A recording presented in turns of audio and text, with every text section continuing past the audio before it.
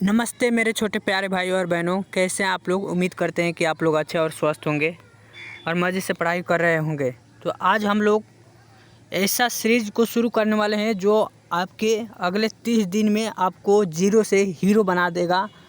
आप लोग ये 30 डे का सीरीज को अगर आप लोग डेली पढ़ाई कर लेते हैं 30 दिन, तो आप लोग क्लास 10th में गर्दा उड़ा देंगे मैथ में। तो आप लोग बिल्कुल ध्यान से ये क्लास को कीजिएगा 30 दिन के लिए। मात्र आप लोग 30 दिन अपने कमरा में आप लोग बंद हो जाइए। तो आप लोग 30 दिन अगर इस क्लास को कर लेते हैं तो आपके अंदर मैथ के भूत सवार हो जाएगा। तो आप लोग आज से ये क्लास को शुरू करने जा रहे हैं 30 डे चैलेंज। तो आप लोग ये क्लास को बहुत ही महत्वपूर्ण समझकर आप लोग ये सभी क्लास को कीजिएगा। तो कक्षा 10 के अगर आप लोग मैथ जीरो से हीरो बनना चाहते हैं तो आप लोग बिल्कुल ध्यान से क्लास को देखिएगा। और ये क्लास को चलिए आज की क्लास को शुरू करते हैं। इससे पहले आप चैनल पर नए हैं तो चैनल को सब्सक्राइब कर लीजिए ताकि आपके पास सबसे पहले क्लास पहुंचे और आप क्लास में जुड़ पाए। और वीडियो आप लोग को क्लास अच्छा लगता है तो लाइक ज़रूर कर दीजिएगा।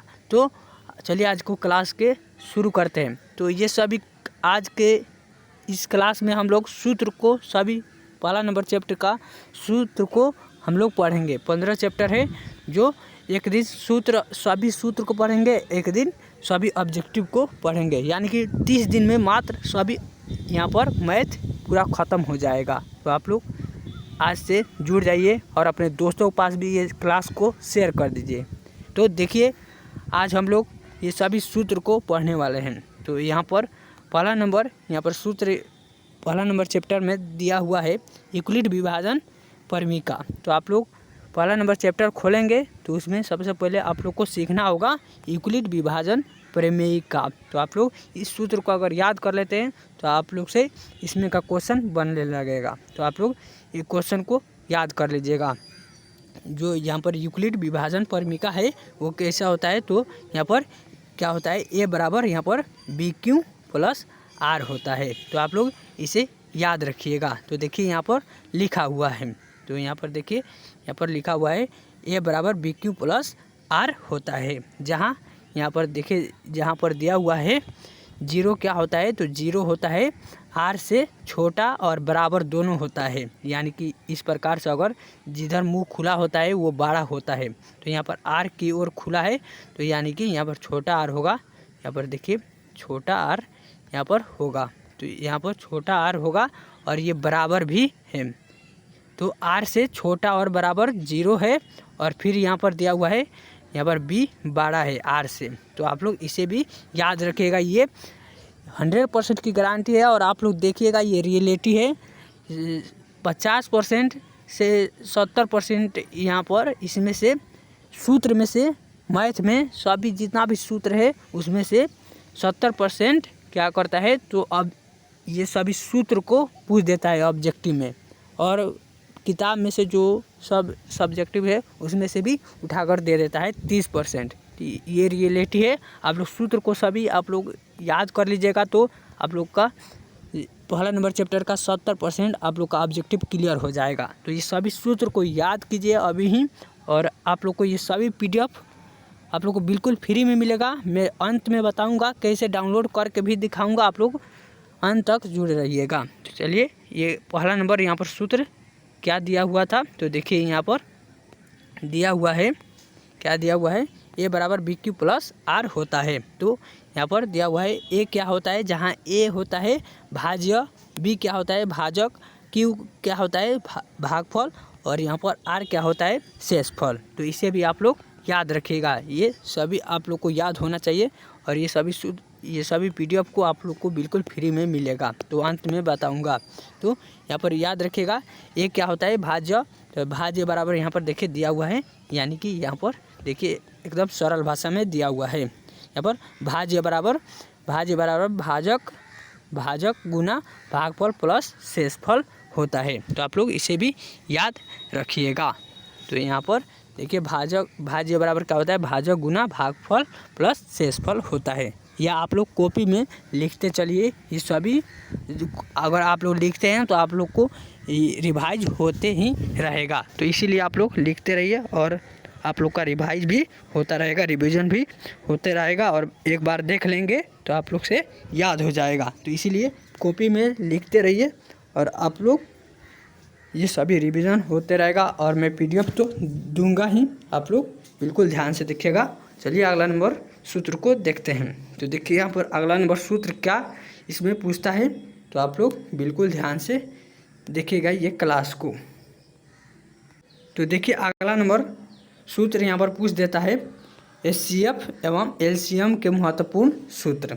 तो जो HCF और LCM होता है यानी कि लसा गुना मौसा होता है, उसका सूत्र ये एकदम ये बहुत ही महत्वपूर्ण सूत्र होता है। तो आप लोग इस सूत्र को भी याद रखिएगा। यहाँ पर देखिए दिया हुआ है, यहाँ पर दो संख्याओं का गुणनफल बराबर क्या होता है, तो आप लोग याद रखिएगा HCF गुना LCM होता है, यानी कि लसा गुना मौसा होता है। दो संख्याओं का गुणनफल या पहली संख्या गुना यहाँ पर दे देता है, आप लोग याद रखिएगा पहली संख्या गुना दूसरी संख्या दे देता है, तो बराबर क्या होता है, तो LCM गुना HCF होता है। तो इसे भी याद रखिएगा, या यहाँ पर इस प्रकार से भी पूछ देता है या यहाँ पर इस तरह से भी पूछ देता है दो संख्याओं का गुणनफल। तो ये दोनों सूत्र को आप लोग याद रखिएगा। तो आप लोग यहाँ पर लसा गुना मौसा या HCF गुना LCM आप लोग याद रखिएगा, ये सभी एक ही है। तो यहाँ पर देखिए अगला नंबर यहाँ पर क्या सूत्र दिया हुआ है, यही सूत्र है। देखिए यहाँ पर HCF और AB दिया हुआ है और यहाँ पर सूत्र है A गुना B बटा LCM AB होता है। और यहाँ पर भी देखिए पहली संख्या दूसरी संख्या AB होता है, तो यहाँ पर HCF गुना LCM होता है और यहाँ पर देखिए बटा में क्या होता है, B होता है। और यहाँ पर देखिए दूसरी संख्या बराबर, यहाँ पर दूसरी संख्या अगर निकालते हैं इस प्रकार से आप लोग समझिए। ये देखिए पहली संख्या और दूसरी संख्या को कैसे निकाला जाता है, यहाँ पर दिया हुआ है, आप लोग को समझ नहीं आ रहा होगा। तो यहाँ पर देखिए अगर पहली संख्या को अगर निकालते हैं पहली गुना, यहाँ पर पहली गुना, यहाँ पर देखिए पहली, यहाँ पर पहली संख्या गुना दूसरी संख्या, तो बराबर क्या होता है, तो बराबर होता है यहाँ पर LCM गुना HCF। तो इस प्रकार से होता है। अगर यहाँ पर पहली संख्या को यहाँ पर दूसरी संख्या को इधर भेज दिया जाए और पहली संख्या को निकालना हो तो क्या करेंगे हम लोग, इधर जो ये दूसरी संख्या था इधर आएगा तो क्या हो जाएगा, बाटा में हो जाएगा, तो यहाँ पर भाग में हो जाएगा। तो पहली संख्या बराबर क्या हो जाएगा, यहाँ पर पहली संख्या बराबर हो जाएगा हम लोगों को, तो यहाँ पर पहली संख्या बराबर क्या हो जाएगा, तो यहाँ पर दिया हुआ है, देखिए इस प्रकार से दिया हुआ है HCF गुना LCM बाटा में दूसरी संख्या, इस प्रकार से होता है। तो आप लोग याद रखिएगा। और फिर यहाँ पर अगर इस प्रकार से अगर दे देता है, आप लोग अगर दूसरी संख्या निकालने को बोले तो यहाँ पर देखिए ये यहाँ पर पहली संख्या को क्या करता है, तो पहली संख्या को इधर भेज देता है और ये बाटा के नीचे हो जाता है, ये गुना में होता है तो यहाँ पर बाटा में यहाँ पर पहली संख्या हो जाता है। इस प्रकार से आप लोग याद रखिएगा। तो यहाँ पर देखिए दिया हुआ है, जैसे कि यहाँ पर दिया हुआ है, तो आप लोग याद रखिएगा। तो चलिए अगला नंबर सूत्र को देखते हैं। तो देखिए अगला नंबर सूत्र यहाँ पर दिया हुआ है, क्या यहाँ पर पूछ रहा है, देखिए यहाँ पर अगला नंबर सूत्र यहाँ पर इसको यहाँ पर देखिए ये क्या दिया हुआ है, तो आप लोग इसे स्किप भी कर सकते हैं, ये बहुत बड़ी नहीं है, ये उतना एग्ज़ाम में भी नहीं आता है। यहाँ पर कुछ यहाँ पर लिखा हुआ है, प्रत्येक भाज्य संख्या को अभाज्य संख्या एक गुणनफल के रूप में व्यक्त किया जा सकता है। यह गुणनखंड अभाज्य गुणनखंडों के आने वाले क्रम के बिना अद्वितीय होता है। तो ये आप लोग ये सभी याद करने वाला बात है, तो आप लोग पढ़ लीजिएगा, एक बार रिवाइज कर लीजिएगा। तो यहाँ पर देखिए अगला नंबर सूत्र क्या पूछता है, यहाँ पर परिमेय और अपरिमेय संख्या क्या होती है। तो परिमेय और अपरिमेय संख्या क्या होती है, तो आप लोग बिल्कुल ध्यान से ये आप लोग याद रखिएगा। और इसमें से 5-6 क्वेश्चन हर एक साल हर एक बोर्ड एग्जाम में इसमें से पूछता है, तो आप लोग 5 नंबर का ये सवाल है, आप लोग बिल्कुल ध्यान से देखिएगा। तो यहाँ पर देखिए परिमेय संख्या किसे कहते हैं? ऐसी संख्या जिसे p बटा q के रूप में लिखा जा सके। यहाँ पर p बटा q के रूप में लिखा जा सके उसे क्या कहा जाता है? उसे परिमेय संख्या कहा जाता है। जैसे कि यहाँ पर देखिए दिया हुआ है 3/4 या यहाँ पर -5 बटा, यहाँ पर -5 के नीचे कुछ भी नहीं दिया है, तो यहाँ पर -5 के नीचे 1 हो जाता है। तो इसे भी p बटा q के रूप में लिखा जा सकता है। 0 को भी लिखा जा सकता है। यहाँ पर देखिए यहाँ पर यहाँ पर 1.25 दिया हुआ है, तो इसको यहाँ पर ये दशमलव को उड़ाएंगे तो ये नीचे आ जाएगा यहाँ पर 00, यानी कि इसे भी लिखा जा सकता है। या यहाँ पर एक सबसे महत्वपूर्ण होता है जिसका यहाँ पर वर्गमूल निकल जाए, वो क्या होता है? तो आप लोग याद रखिएगा, वो होता है, क्या होता है? तो वो होता है परिमेय संख्या। तो ये एकदम अति महत्वपूर्ण है, इसमें से यही पूछता है। और यहाँ पर पूछ देगा √5 क्या है? तो √5 का निकलेगा वर्गमूल, आप लोग बताइए। अगर निकलेगा तो ये परिमेय संख्या हो जाएगा, और नहीं निकलेगा तो ये अपरिमेय संख्या हो जाएगा। तो इसका नहीं निकलेगा तो ये अपरिमेय संख्या होता है।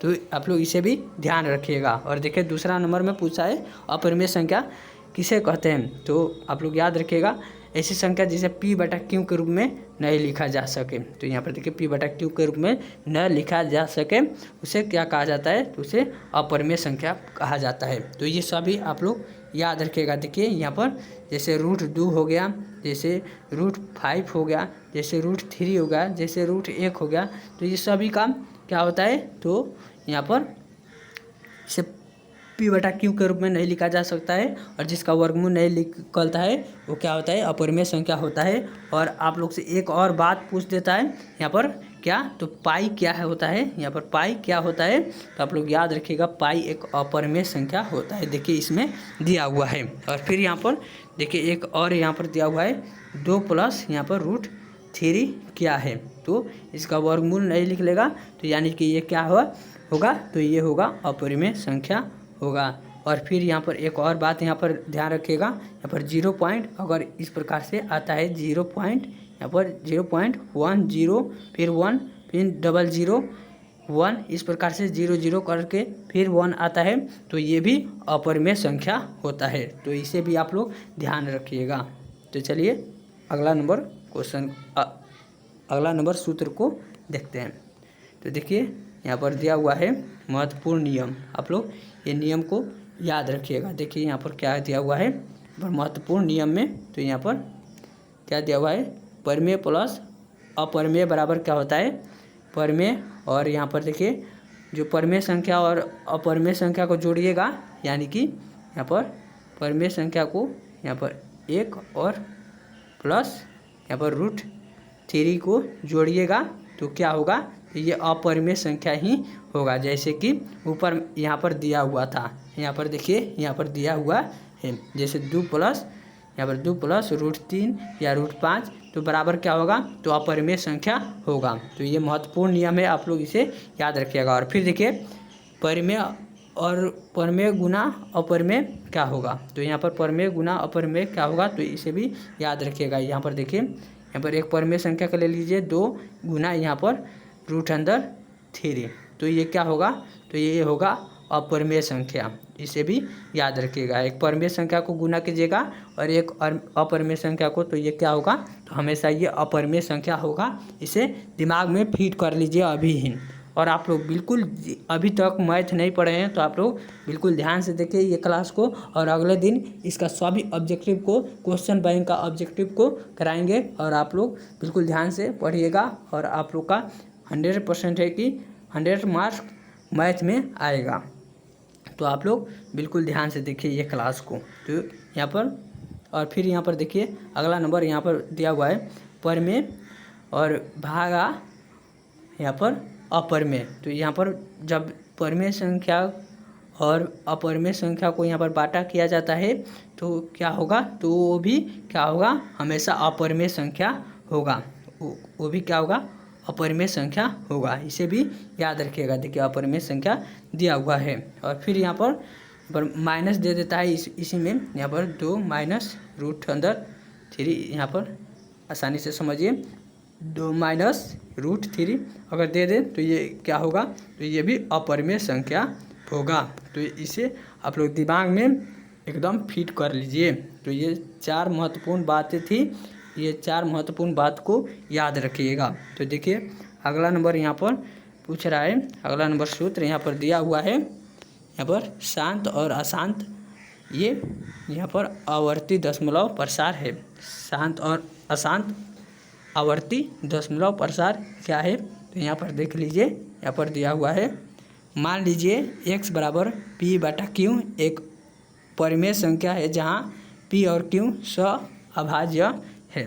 तो यहाँ पर मान लीजिए यहाँ पर दिया हुआ है x बराबर क्या दिया हुआ है, p/q एक परिमेय संख्या है और p और q क्या है, सअभाज्य संख्या है। तो आप लोग याद रखिएगा, यहाँ पर शांत अगर दशमलव अगर लाना है तो क्या करना है, तो यहाँ पर देखिए शांत दशमलव अगर लाना है तो यहाँ पर देखिए क्या करना होगा। यहाँ पर यदि हर q के दशमलव, यहाँ पर हर के अभाज्य गुणनखंड 2 का पावर n और गुना 5 का पावर m के रूप में हो, जहाँ n और m से यहाँ पर m क्या है, m है 0 के बराबर और बड़ा है, 0 से बड़ा और बराबर है, ऋणात्मक पूर्णांक है, तो x का दशमलव प्रसार शांत होगा। तो यहाँ पर जिसके अगर आप लोग बाटा के नीचे अगर यहाँ पर 1 बाटा यहाँ पर गुना कीजिएगा, यहाँ पर भाग, यहाँ पर एलसीएम निकालिएगा, यहाँ पर 16 का, तो अगर जिसके यहाँ पर हर में अगर 2 5 यहाँ पर कहने का मतलब है, इसका कहने का मतलब है अगर जिस किसी का हर में एलसीएम अगर निकालते हैं, एलसीएम कैसे निकाला जाता है, तो आप लोग एलसीएम इस प्रकार से यहाँ पर निकाल लीजिएगा। यहाँ पर 16 का देखिए मैं निकाल कर दिखाता हूँ और बना कर दिखाता हूँ। तो 16 का अगर निकालते हैं, अगर 2 आ जाए तो ठीक है, और 2 अगर आ जाए केवल 2 तो ठीक है, या यहाँ पर 2 गुना 5 आ जाए तो भी ठीक है, तो भी ये शांत होगा। और अगर 2 5 नहीं आए तो क्या होगा, वो अशांत हो जाएगा। तो देखिए ये 2 से कटेगा 8 बेरिया में, फिर ये कटेगा 2 से, ये 4 बेरिया में, फिर 2 से कटेगा 2 बेरिया में, 1 बेरिया में ये खत्म हो जाएगा, 2 एकम 2, तो यहाँ पर हो जाएगा। तो इसमें क्या आया है, केवल 2 आया है। तो आप लोग याद रखिएगा ये क्या हो जाएगा, तो जिसके हर में क्या होगा, तो जिसके हर में 2 गुना 5 हो, या केवल 2 हो, या केवल 5 5 हो, तो अभी ये शांत होगा। ये बात को याद रखिएगा, यहाँ पर कहने का इसका यही मतलब है। और फिर यहाँ पर देखिए जब अशांत होगा, अशांत आवर्ती कब होता है, तो आप लोग याद रखिएगा अगर 2 और 5 को छोड़कर कोई अन्य, यहाँ पर देख लीजिए दिया हुआ है, यदि 2 और 5 के अलावा कोई अन्य अभाज्य संख्या जैसे 3 7 आदि आए, 3 7 यहाँ पर 8 9 इस प्रकार से कोई भी अशांत अभाज्य आए, यहाँ पर भाज्य नहीं, यहाँ पर देखिए 2, यहाँ पर 3 और 7, और यहाँ पर क्या हो जाएगा 11 हो जाएगा, 13 हो जाएगा। इस प्रकार से जो भी अभाज्य आए तो क्या होगा, वो अशांत होगा। और आप लोगों को यहाँ पर भाज्य संख्या किसे कहते हैं ये भी आप लोग नहीं जानते होंगे, तो आज मैं ये भी बता देता हूँ ताकि आप लोग को सभी क्लियर हो जाए इसी क्लास में। तो अगला भाज्य अभाज्य भी पूछता है, तो आप लोग इसे ध्यान रखिएगा। तो ये आप लोग को ये उम्मीद करता हूँ कि ये सभी आप लोग को समझ आ गया होगा। और फिर यहाँ पर सुन लीजिए एक बात, भाज्य किसे कहा जाता है और अभाज्य किसे कहा जाता है।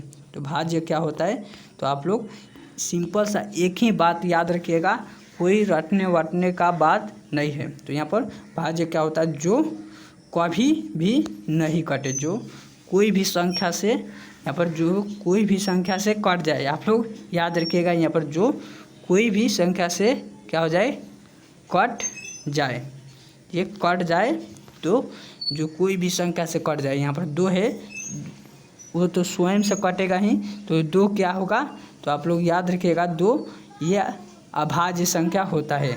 एक क्या होता है, एक भी अभाज्य संख्या होता है।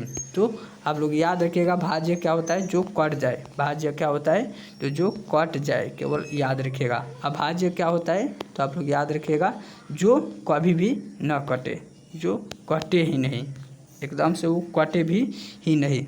जैसे आप लोग कहेंगे 3 हो जाएगा, ये इस केवल स्वयं से कटेगा, तो स्वयं से कटेगा तो नहीं होगा। ये केवल यहाँ पर 3 किसी संख्या से नहीं कटेगा, आप लोग याद रखिएगा। 7 भी किसी से नहीं कटेगा, 5 भी किसी से नहीं कटेगा, 11 भी किसी से नहीं कटेगा।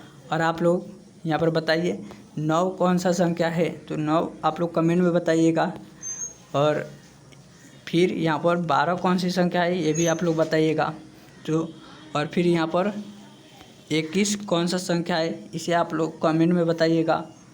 ये 3 बात को आप लोग कमेंट में बताइए ये क्या होता है। और आप लोग को उम्मीद करता हूँ ये सभी क्लास को आप लोग ये सभी सूत्र को याद रखेंगे। और ये सभी PDF खोल लेना चाहते हैं तो आप लोग मेरे चैनल को खोलिए और वहाँ पर देखिएगा टेलीग्राम लिखा होगा, उसमें टेलीग्राम लिखा होगा, तो टेलीग्राम पर दाबकर ज्वाइन हो जाइए। मेरे टेलीग्राम चैनल से ज्वाइन होंगे, जैसे ही ज्वाइन होंगे तो आप लोग के पास क्लास का नोटिफिकेशन और सभी PDF बिल्कुल फ्री में आप लोग को मिलने लगेगा। तो आप लोग टेलीग्राम में जाकर ज्वाइन कर लीजिए। तो आप लोग अगर ये सभी यहाँ पर देखिए क्या लिखा हुआ है, गणित में 100 में 100 अंक प्राप्त करने के लिए प्रतिदिन इस सूत्र पत्र का रिवीजन करें तथा बोर्ड परीक्षा के पिछले 5 वर्षों के प्रश्न को हल करें। All the best. आप लोग को ये बात बहुत ही महत्वपूर्ण बात है।